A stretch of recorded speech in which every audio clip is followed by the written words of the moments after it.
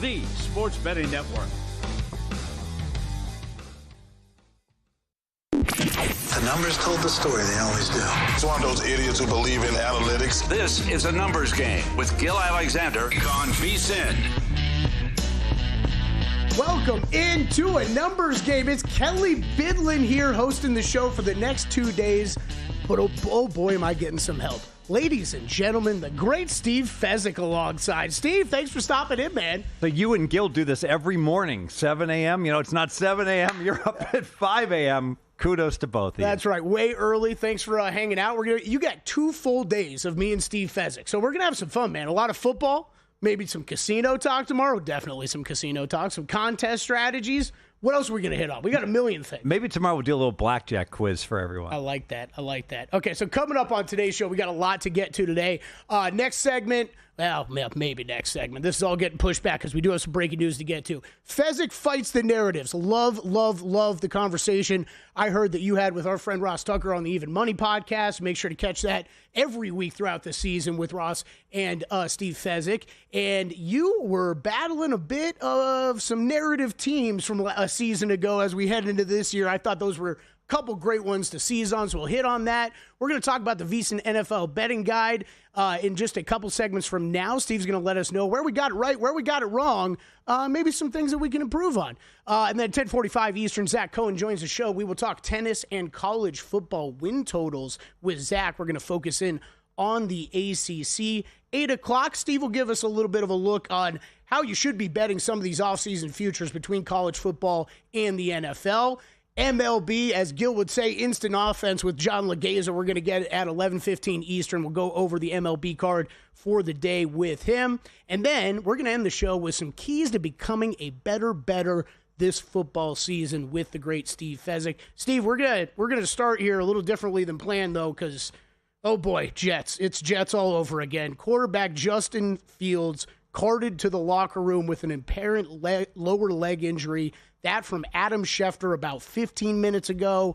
I know Dave Ross and Tom Byrne just hit on it, but oh boy, if you're a Jets fan, it is starting early this season. Jets, Jets, just end the season. Before it even starts, apparently. Hey, a few books out there still have Jets season win numbers up right before we went into production talk here. I played some Jets under 5.5 plus 130. So breaking news like this, like the poster child of this, of course, was when Andrew Luck retired and people were betting the Colts under 10 wins. Okay, unfortunately, Fields is no Andrew Luck, but still, you look at these backups, Tyrod Taylor, he of the famous lung puncture, and Adrian Martinez. That guy can't throw the football, and he plays quarterback. I'm pretty sure I still have a couple Heisman tickets pending on Adrian Martinez. I don't know how those are doing. I don't think those are going to end very well. So, okay, I don't know how much you've done with your ratings yet at this point in the offseason. Justin Fields worth to the spread.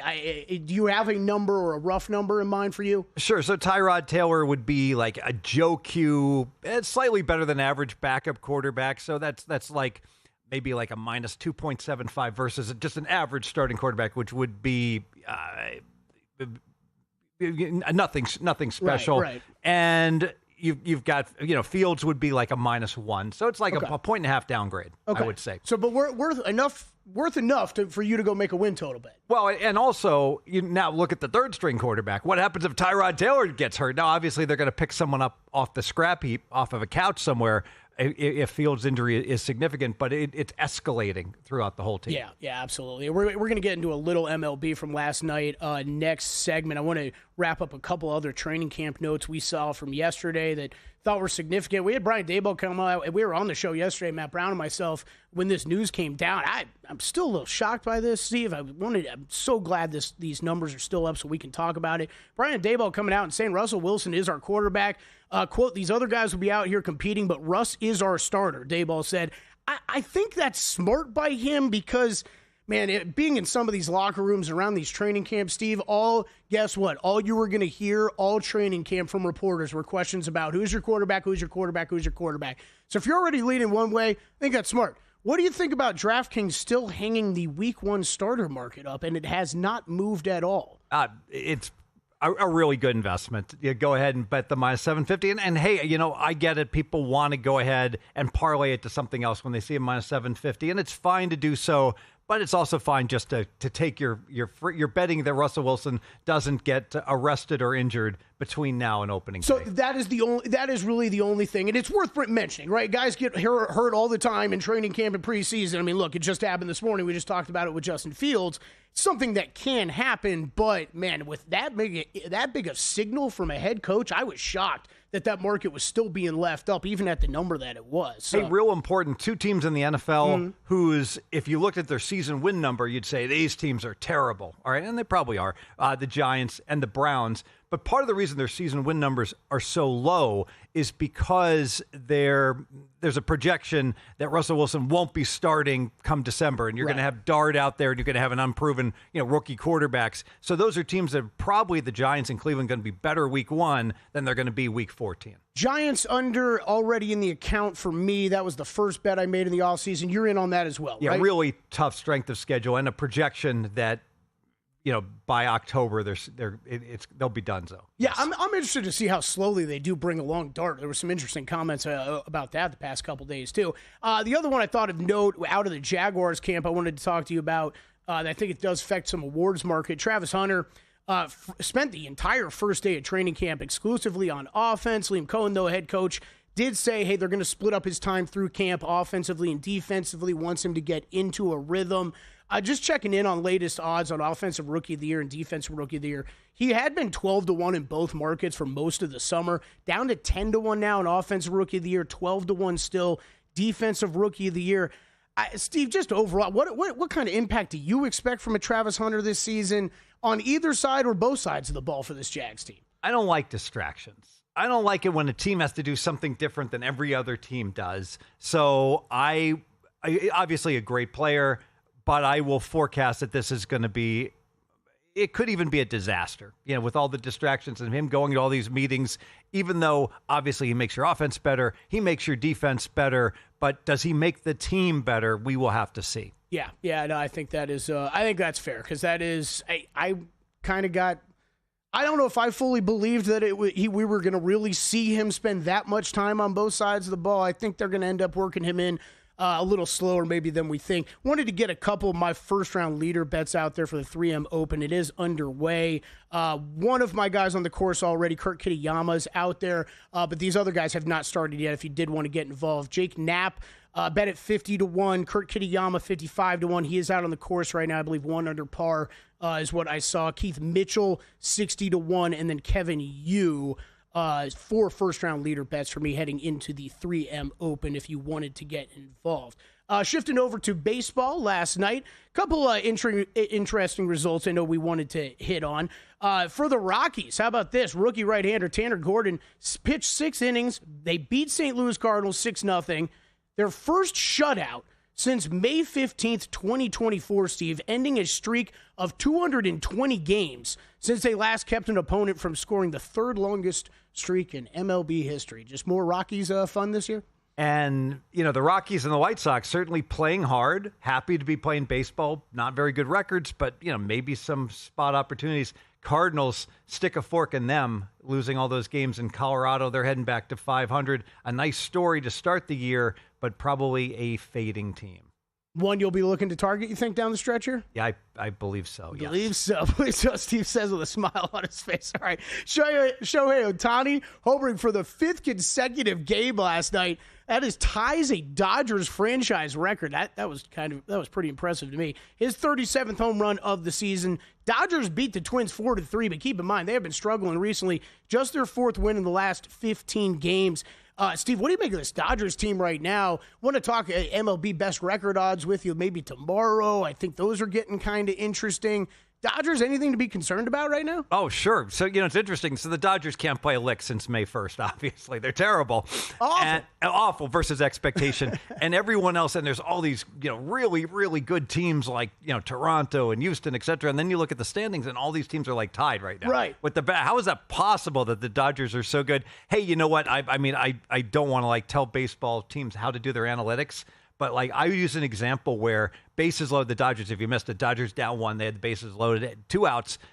I bring my outfield in. And I understand it's easier to come in on a ball than to go out, but a single or a triple wins the game at that point. And as it turns out, little flare to left field. Left fielder should have caught it, but he didn't for the Twins. Game over. Yeah, gets it done. Speaking of errors, the Yankees' problems continue there. Aaron Judge, he hit his 37th home run. That's about as good as it got for the Yankees, though. They lose to the Blue Jays 8-4. They made 4 errors in the game. We are up to 7 errors over the last 3 games for this Yankees team. You and I were discussing this a bit before the show. Man, Yankees, it looks good when you can throw out great hitters and great pitchers, but, man, you got to be able to field sometimes. Huh? So I am not a scout, but I will say this. I did play Little League, which the number one thing is get in front of a ground ball. And so I watched the Yankees' third baseman, their shortstop, and their first baseman all make errors the last 2 nights. And on every play, they were fielding the ball, and they weren't square to it, and they had time to do it. And then when their infielders are throwing to first, they're off balance, and it's just they just look. I'm not surprised they're committing all these errors because they look so fundamentally flawed. And are these players just untouchable that they can't be coached to learn how to play correctly? Man, a couple of those were wild watching. Hit us up on Twitter throughout the show if you want to get involved. I'll do my best Gil Alexander impression of trying to balance all the tweets that come in with everything we've got to do. At Kelly Bidlin, at Fezzik Sports, of course, on Twitter. When we come back, we're going to talk a couple narratives in the NFL, and I'm not sure if you've heard this one, Steve. Mike Tomlin never had a losing season. Never. It's never happened to him. Can that trend continue another season? That can't be right. We're going to talk about it more on the other side.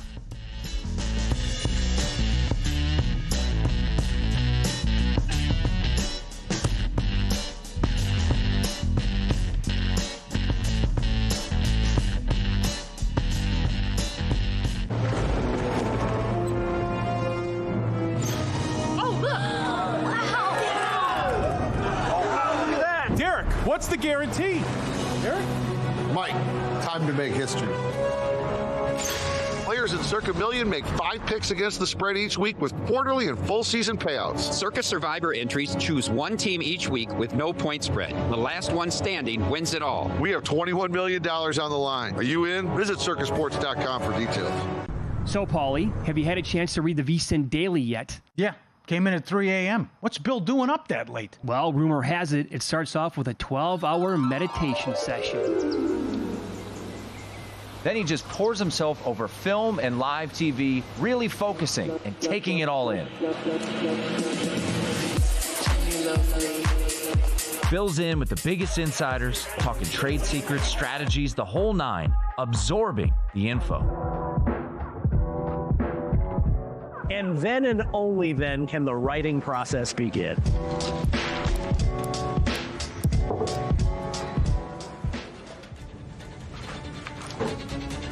In Las Vegas, Bill's late night becomes your early morning. Wake up to the very latest betting insights in your inbox with the VSiN Daily.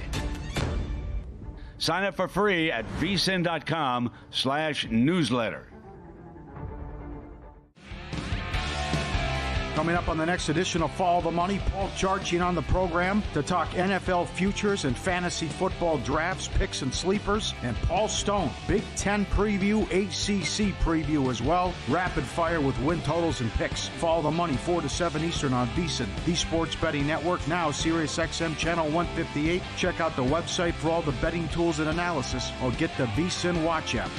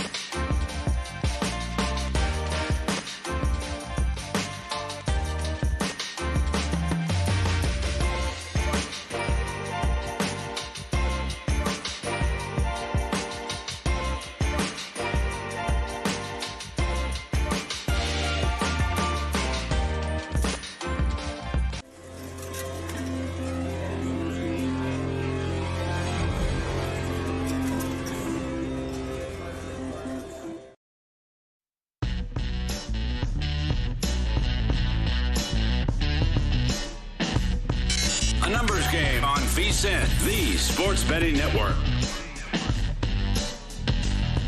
Welcome back to a numbers game. Kelly Bidlin, Steve Fezzik here with you. Steve wanted to circle back to the Jets here in the Justin Fields injury news coming down. We're just tracking some of these numbers, seeing what had moved. We saw the win total 6.5 quickly down to 5.5. You got in on the under 5.5 here at Circa, correct? I got, well, not at Circa, but my guys got it somewhere. Plus money on the under 5.5. They got down, yes. Yeah, shop around. So that is something that Steve has gotten involved with already, as well as a week one play on the Jets, who are facing the vaunted Pittsburgh Steelers this year. So, Kelly, you nailed it. That Tomlin's never had a losing record. Well, you know what? Usually you beat bad teams if you never have a losing record. So the Men of Steel laying 3 week one at New York. I think that's worth betting right now on a flyer that if it is Tyrod Taylor, probably see that come back up around Pittsburgh minus 4.5. Yeah, I like Tyrod. I like Tyrod Taylor as a backup quarterback, but I liked that 5 years ago much more than I like it now. I think we do forget that he is getting up there a little bit in age, and yeah, it's been quite a while since the lung puncturing in San Diego occurred. So we'll transition to the Steelers. Actually, that's an easy move right here. Again, I'm calling this Fezzik fights the narratives because the Chiefs are awesome. The Steelers, they can't have a losing season under Mike Tomlin. But you got a little pushback on some of these. I was listening to you on the Even Money podcast. You and Ross Tucker do it every week, catch it throughout the season. And I know you were pushing back on some of the results that we saw from last year. Now, I think the Steelers under on their win total is has been a bet of mine in 3 straight seasons, and they have all been losers. So I have been punished by Mike Tomlin. I don't know if I'm going to get there this year, Steve. Which way are you looking on this Pittsburgh Steelers team, and why? I'm looking under. Obviously, this doesn't help our bet, though, that if they're going to get an easier game against the Jets week one. See, I mean, it's all fluid and things can change. But bottom line is, I'm a believer in yards per play. I know it's a very simplistic stat. It's like earned run average in baseball, but it's still a good stat, And so what happened is you've got several teams that made the playoffs, had winning records last year, that just weren't very good in the stats, and Pittsburgh was one of them. Frankly, it seems like Pittsburgh's always on this list where they gain 5 yards per play, they give up 5.3, and so they get outgained from the line of scrimmage. So how are they going to win games? Well, they do it by getting lucky, and they do it by Watt strip sacking and getting, an opportunistic defense. Can you count on that year after year? Well, so far, Tomlin and the boys have done it. Can they continue to do it? My money's going to say no. Yeah, it's that's where I would be too. I'm sure you get this way, Steve. You keep banging your head against the wall on something, and it keeps falling flat. It's hard to go back again. So I haven't made the bet yet. There's no way I'd be rushing to bet an over on this team. It would be under or nothing. Right now, Steelers win total 8.5. Minus 110, both the over and the under up at DraftKings. They are 5-1 to win the AFC North, plus 125 to make the playoffs. That, I think, if anything, I might be looking at a missed playoff bet on the Pittsburgh Steelers.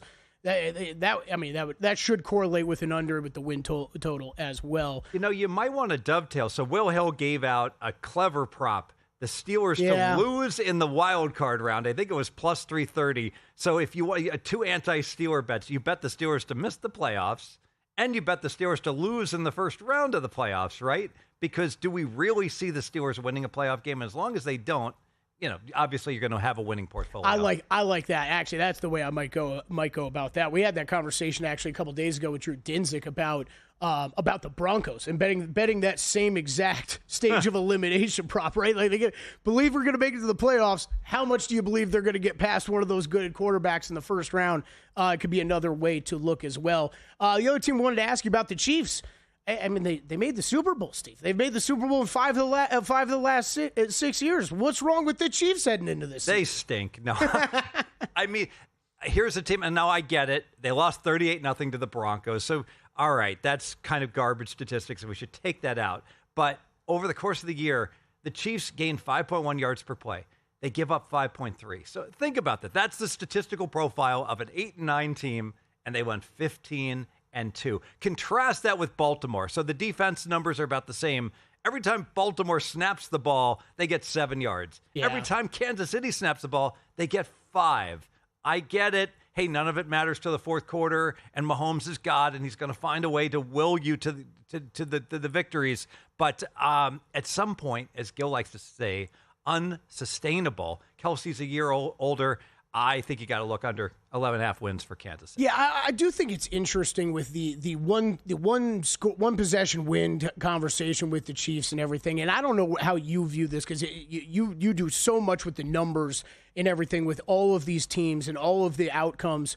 I get it. It's usually we'd like to say things like that are not sustainable, but how do you factor in when you have a quarterback like Patrick Mahomes and a head coach like Andy Reid?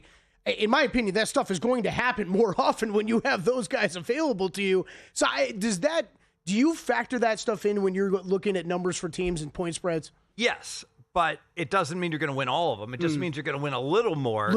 Than you should. I'll use an example. What was the Raider game? So the Raiders are in position to kick the game-winning field goal. I don't think Andy Reid or Mahomes has anything to do with the fact that the Raiders botch it and can't kick the field goal, right? I mean, it's things happen.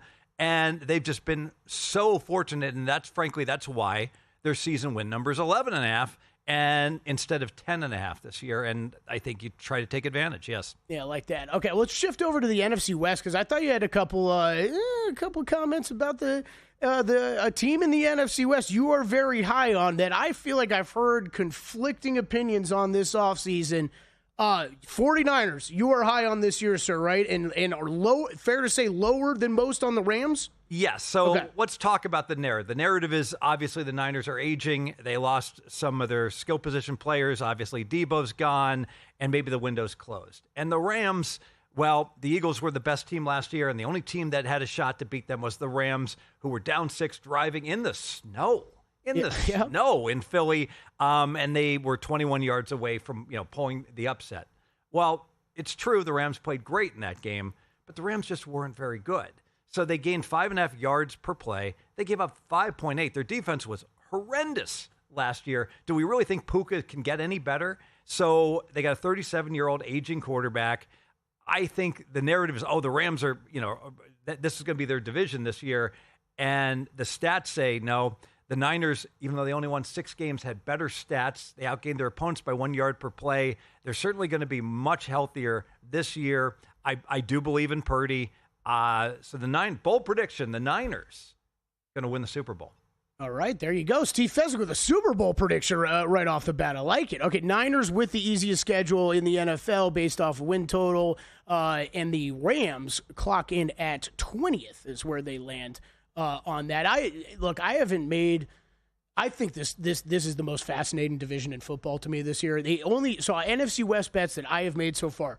I took a flyer MVP on Stafford, and if the Rams get it done, he has to have a big year. Devontae Adams there now. Maybe he can do it. Like you just kind of mentioned, I don't fully trust what's going on the defensive side of the ball. Can that youth movement on the front seven continue? There are definitely questions in the secondary.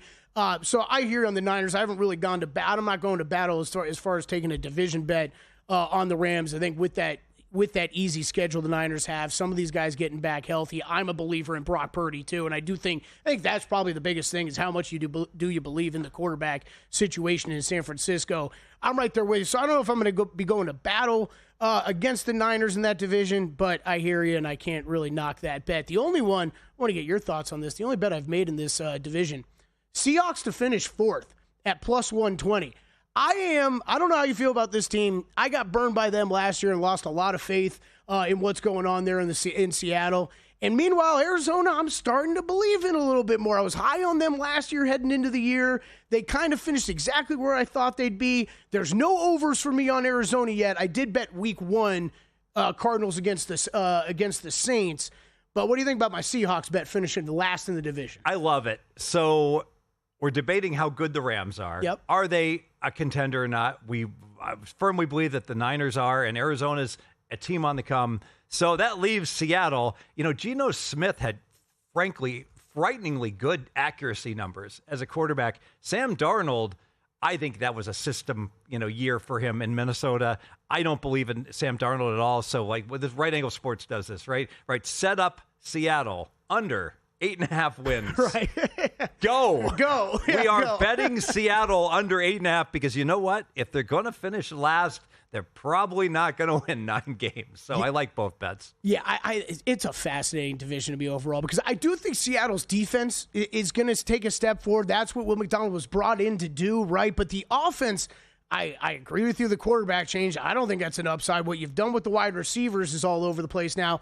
And guess what? I don't know about you, but every time I bet on Seattle last year, I was pulling my hair out with how bad the offensive line play was. And I don't think there's really much change there this year. So we'll see how that plays out. I think it's going to be the most fun division in football this year, though, to track throughout the season. All right, when we come back, VSiN NFL Betting Guide. It's out now. You should get your copy. Go over to VSiN.com. Steve Fezzik weighs in. Where did we get it right? Where did we get it wrong? Where could we do maybe a little bit better this season in the NFL?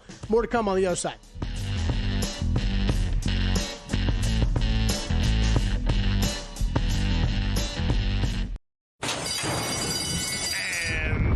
They're off.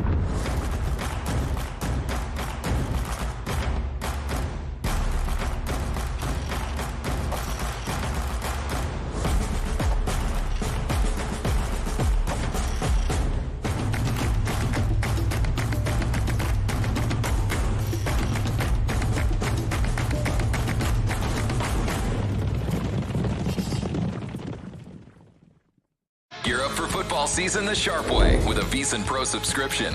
Right now, grab our football special for just $175. An early bird deal that gives you full VSiN access through the Super Bowl. That includes our NFL betting guide, loaded with team previews, power ratings, and season-long best bets. Plus, pro picks sent to your inbox daily, betting splits from DraftKings and Circa, live shows on the VSiN Watch app, and so much more. Don't wait. Sign up now at VSiN.com/subscribe and join us on the Sports Betting Network.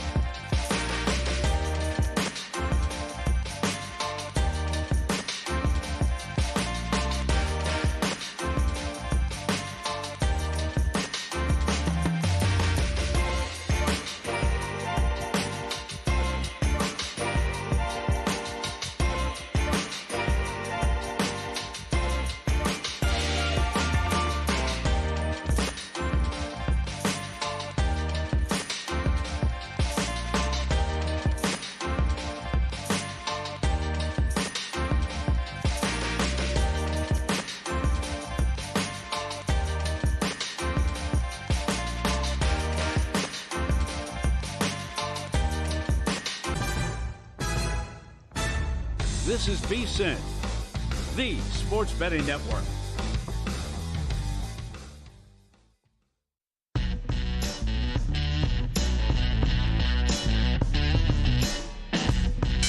A numbers game on VSiN, the sports betting network.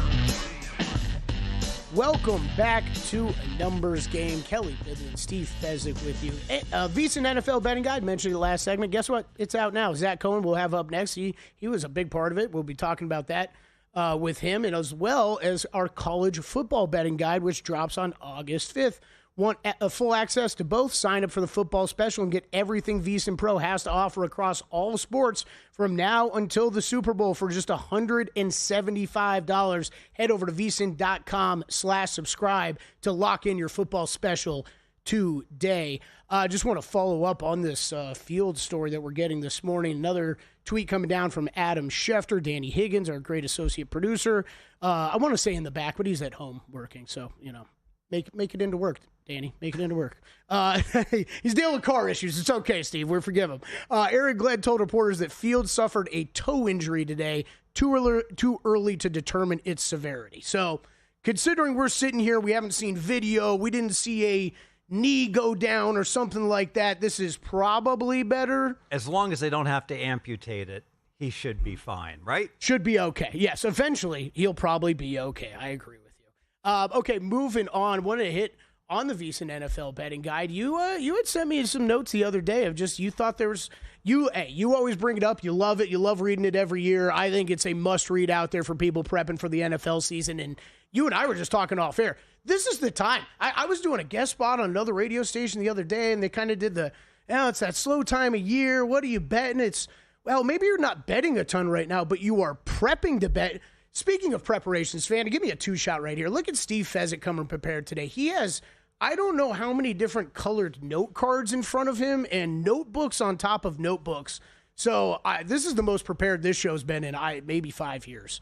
So I appreciate that, Steve. Well, I'm going to give VSiN a lot of credit because I love the annual. So I went through, it's like 100 pages. And, my personal favorite is they've got a statistical profile. So you want to quickly look up on a team's stats, how they did on their turnover differential and the like. So it's got all the key numbers there. So I found that to be my favorite part. Now, everyone's different and people handicap differently. So what I might love, someone else might, go in another direction. So I love that you got 100 pages and you can really focus on certain parts of that report, whatever you like the best. Yeah, absolutely. You and I have been talking, you, I, myself, Gil, you, I, myself, me, me, however other ways I can say it. Well, we've been talking about all win totals forever, and a great way to bet it ever since they really started posting them here in town. Great way to bet. I thought you had some great follow-up information on this because I felt the same way the past couple years of, these numbers aren't looking as attractive as they used to. That was something that really stuck out to you, right? Yeah, so we're talking about the alternative win totals, and really kudos to the whale capper, Drew Dinsick, who I was the first guy that I heard this from, and he was like, you know what, these odds makers, when they're, let's say a Joe Q average team, over under 8.5 wins, right? And then why not be a little bit greedy and go for a bigger payout, do the ladder approach. And instead of, if you don't like the team like Seattle, instead of playing under 8.5, let's play under 7.5 and get like plus 220, all right? And get a jumbo payout or even under 6.5.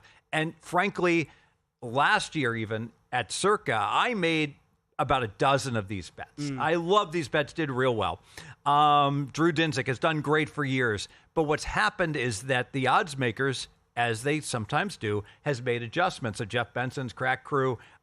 What's this? The alternative season wins came out, and now when I'm basically selling a game, and I'm not getting plus 225 anymore. I'm getting plus 180, and it's not enough. I mean, I need to get 100 cents better. Yeah. In general, meaning what do I mean by 100 cents? If I was about to bet a team under 8.5 at even money, now if I bet them under 7.5, I need plus 200, right, and I'm not getting it anymore. So that's an example of something that was really going to hate to talk about stuff that kind of has gone away. So a lot of people... It's like teaser pricing, though. Right? It's exactly like teaser price. Teaser's great. 6-point NFL teasers, minus 110, minus 130, in the trash can, no good. Books start to get beat. They're going to adjust the prices, and this is what happens. This is why we try to make as big a deal of these things when they are a good time to be betting into them, right? And so what happens is that if in the year in review, anyone who reviewed how we're betting futures, right? We want to bet these alternatives like the last 3 years they've done great, and so it makes logical sense. Let's bet alternative totals,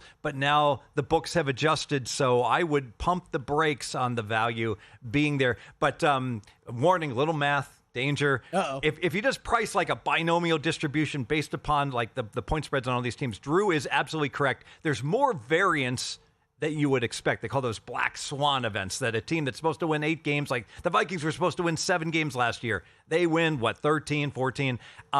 So there's teams that do much better or much worse, more so than you would expect. But now the books are adjusting for that. Yeah, so this is, we're about to throw up a graphic on screen now.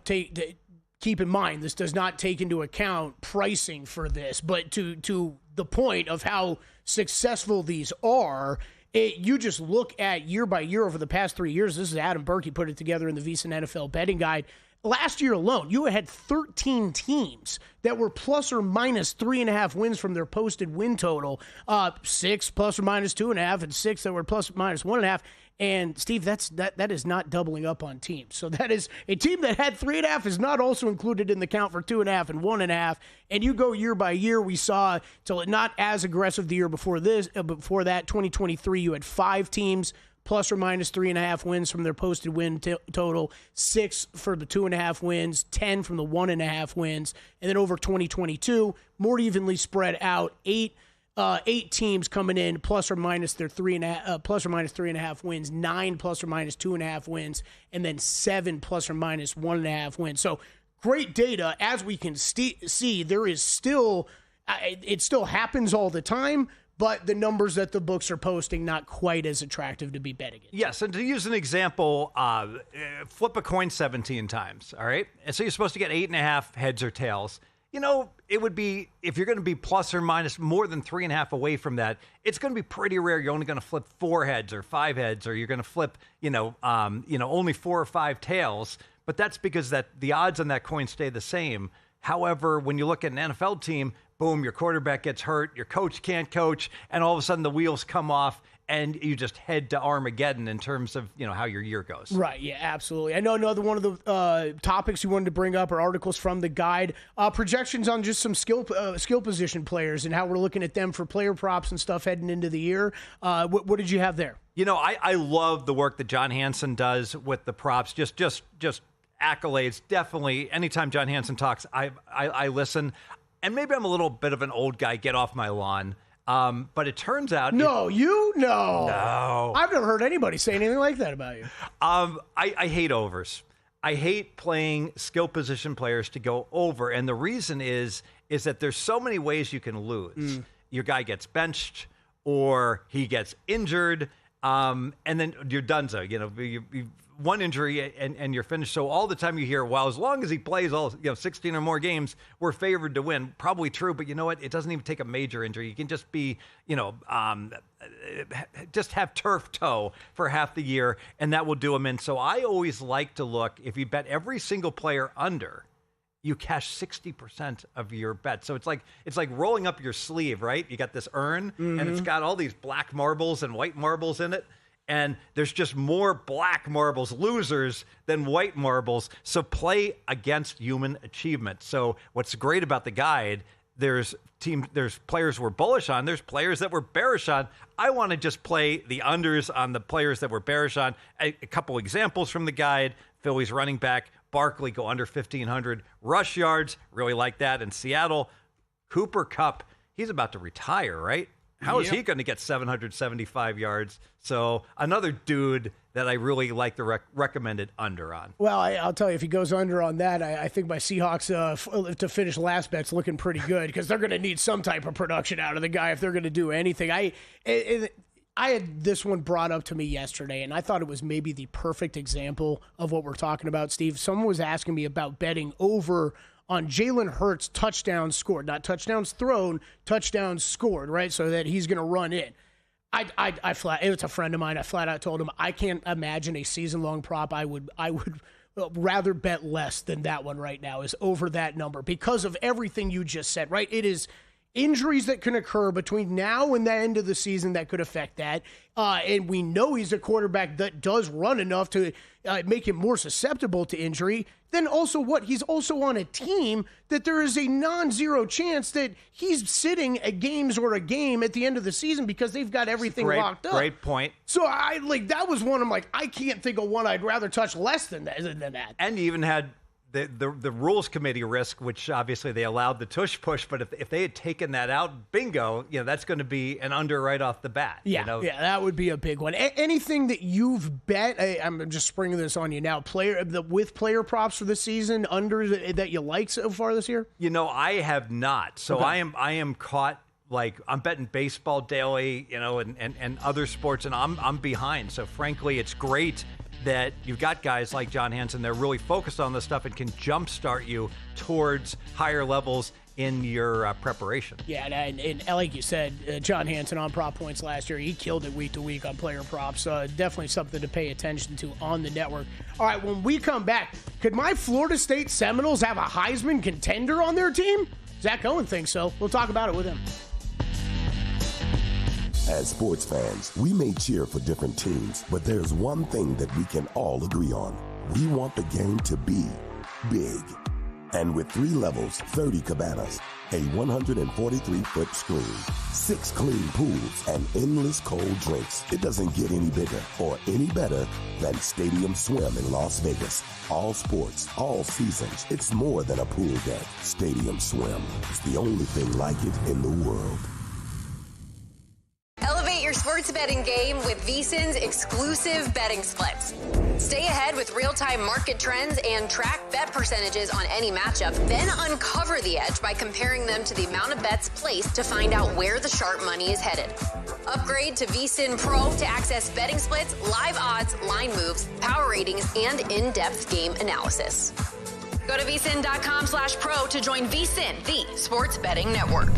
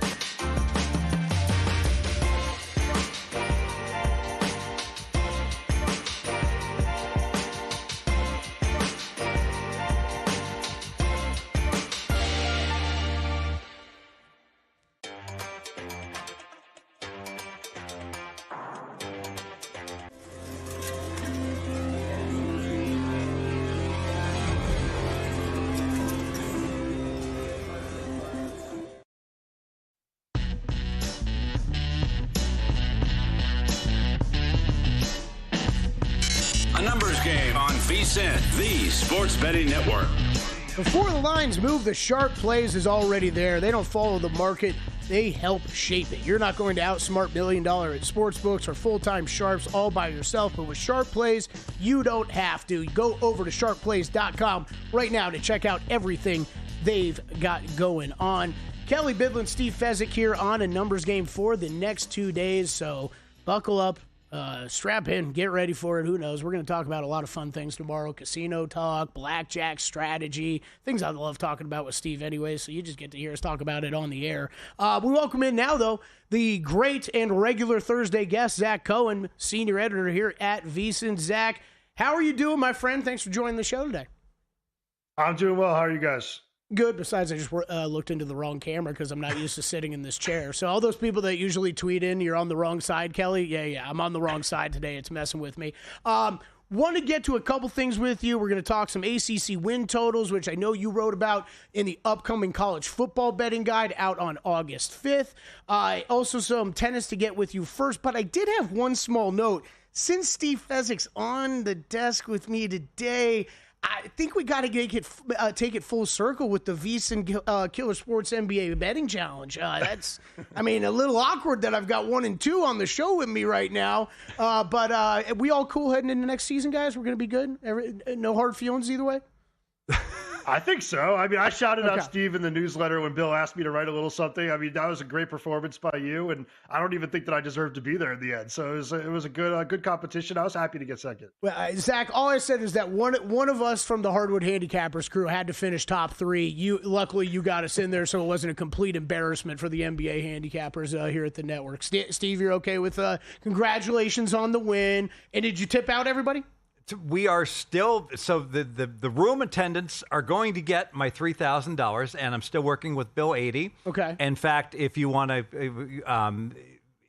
inquire, I know Bill's been coordinating with Circa, and ultimately, I think this is going to fall on Mike Palm to figure out, how best to do this. We're trying to figure out, should we give it to the top 10 performers? That's what's tough, yeah. Right, or should we just give it to the number 1 performer? And so we're still working out the details. Because you can't split it up to everybody. Then they're getting $1.50 or something. What is it? The jerk where he writes, $1.46. So there's multiple claimants, right, for this? Yes, exactly. All right, Zach. We're going to talk some tennis with you, and it's Steve's favorite open on the network, so we're going to go country clubbing for you. I don't even know how many times Zack Cohen seen that. We rarely use it. All right, we've got multiple tennis tournaments going on. You always got to track Zach's plays daily, VSiN.com. That's where you're going to get them. Zach, I've got odds pulled up. Are we sticking in Washington, D.C., or are we going over to Europe first? I'm sticking in DC with the write-ups. I'm only writing up 500 level events and higher. So okay. I put 250 plays and challengers on the picks page, but I write up the 500s. And I'm starting with Daniil Medvedev minus 3.5 games, which starts in about 12 minutes against Weibing Wu here, where Wu is a player that has been right around the top 50 in his career. He's a very talented player, but injuries have kind of ravaged his last 2 seasons. And I do think that he's a player that even when he was at his best in 2023, his hold percentage was only 75%. That's not that high. Medvedev is still one of the best returners in the world. So I think this is going to be a really tough matchup for him. I think Medvedev starts the day with a pretty comfortable win. Yeah, futures board for this event. Taylor Fritz, your short shot, plus 275. Medvedev, 3-1. Ben Shelton, plus 550.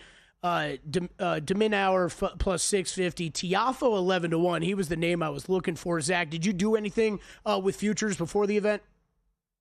I didn't. This is the type of tournament that a Fritz should really win. Tiafoe is going to get a lot of love because he's kind of the hometown favorite in DC, but I actually think he's going to lose tonight against Flavio Cavalli. Okay. Any other bets that you've made before we move on to the ACC? Yeah, I have 2 more. Dan Evans plus 1.5 sets, and I sprinkled the money line against Corentin Moutet. Moutet is a very good grass court and clay court player, but that, skill set's a little bit different when you're talking about hard courts. He's not able to slide. His spin stuff doesn't work as well on hard courts. Evans, meanwhile, won this tournament 2 years ago. He really likes this venue, and they've played twice. Both matches were 5 years ago, so it's hard to really take much from them. But, Evans won at least a set in both of those matches, so I think he's going to get on the board in this one. Zach, let me ask you. So you're going with the point spread in tennis, not the money line, and you're going with the sets prop. So it's kind of nice, right, to be able to pick and choose with not just the money line, but some alternative ways to attack the menu, right? Yeah, I absolutely love betting set spreads in tennis, especially with underdogs. Like, I think a lot of the times you see matches that are going to be way more competitive than the public thinks. And I do like to kind of, toe the line of being contrarian with tennis. But that's really where you can kind of get in the middle and win, even if your player loses, a close match late. So I like to take set spreads. I then throw a little bit on the money line. So if they do win, I get a little something, but not risky too much. I had the same situation last night in Kovacevic against Tiafoe, where I won the set spread, had a chance in the third set, but lost it, but still ended up winning a little bit. And think about this. If your handicap is correct, that you have a competitive player, you're going to win catching +1.5 with the sets, right? You really should. I mean, I do find that oftentimes I'm winning these set spreads and maybe losing the money line part of it, but I do think that more often than not, I'm good in handicapping a close match. All right, Zach, let's switch over to college football. I know you are a massive part of the college football betting guide coming out here in, just a couple weeks. August 5th will be right around the corner here at the network. I hope Chris Felica's not listening right now, because you sent me your bets yesterday, and Kelly might have gotten a little excited for college football season. You know where I'm starting, man. I'm jumping right to Florida State. I see an over on the win total, and I see a Heisman bet from you on Castellanos. Tell me about my Seminoles that I know barely anything about. Yeah, you should not put a lot on that Castellanos play. That should be a sprinkle. I mean, I gave out 4 Heisman picks in the guide. That was one of them. I wanted to throw it in there when I talked about Florida State. But Castellanos is a really good runner. He improved as a passer at Boston College. Now he's heading over to play in the Gus Malzahn offense, which I think is going to be a revelation this year for Florida State. I think they have a lot of talent, especially along the offensive line this year. I think it's going to be much improved from what we saw last season. But Castellanos is going to look really good in this offense. They have some really good receivers, which they added some in the transfer portal. The running game should be a little bit better. And they also added Tony White, a defensive coordinator, a proven play caller on that side of the ball. And this is a team that I know that people are down on because of last season, but they have the money to address needs in the transfer portal, and they spent a lot in NIL this season addressing needs. I think they're going to be a lot better this season. I think there's an outside chance that they end up contending in the ACC. There's just a much different roster from what we saw a year ago, and I'm still a believer in Mike Norvell despite that season last year. Okay, I'm maybe not a believer in him anymore, but I hope you're right and I hope I'm wrong. I'm going to go right down to the other Florida team, though, because I've heard a lot of Miami love this offseason, and you're going the other way. You're going with an under on this team. Yeah, I just think that for as good as Mario Cristobal is at hiring coordinators, at some point he has to make decisions in games, and he has to do it against other good coaches, and they have some really tough games on their schedule. They're going to be playing Notre Dame, Florida, Florida State, Louisville, SMU, and Virginia Tech, and they closed the season with a game against Pittsburgh on the road. So that's a team that can only afford to lose 2 of those games in order to go over that total. I don't really think I buy that happening. I don't really trust them away from home. I think that, Carson Beck's a good quarterback, but he is mistake prone, also injury prone. I'm just not sure they're going to be the healthy team that we see starting the season that they will at the end of the year. And like I said, I don't trust them in these kind of 50-50 games on the road. Yeah, and then going down the board a bit, you're talking Duke over 6.5 wins you're in on, Pitt over 6.5 wins you're in on, Duke over is -160, Pitt over +140. Syracuse, you are going under 5.5 wins on laying -160. I know when we were texting yesterday, you said you were shocked at how many bets you ended up making here with the win totals. Obviously, it is a lot for a conference. Just break down those 3 real quick, a couple sentences on each on what you found them with each of those teams. Yeah, with Duke and Pittsburgh, they're both just returning a lot of starters on defense, and both teams, are generally good defensively with their head coaches. Manny Diaz is a very good defensive coach at Duke. Pat Narduzzi the same at Pitt.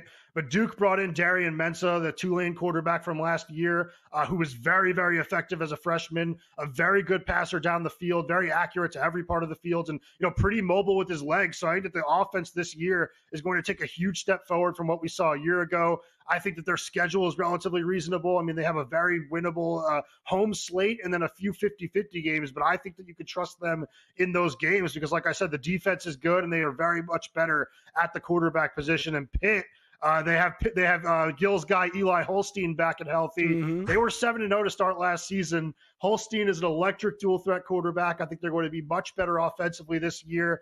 And the offensive line, which has been problematic over the last couple of years, is much healthier. So I think Pitt's going to win 7 games. I look at their schedule and I see 5 kind of gimmies on there. Then you just look at a few home games against tough competition. And I like the odds at plus 140. I'll take a shot on it. All right, I like it. Zack Cohen, thanks for joining us as always, my man. Follow him on Twitter at bettingonx. On Twitter on X, that's why he has the name. When we come back, where do bettors get it right? Where do they get it wrong when they are betting preseason futures? Steve Fezzik lets us know.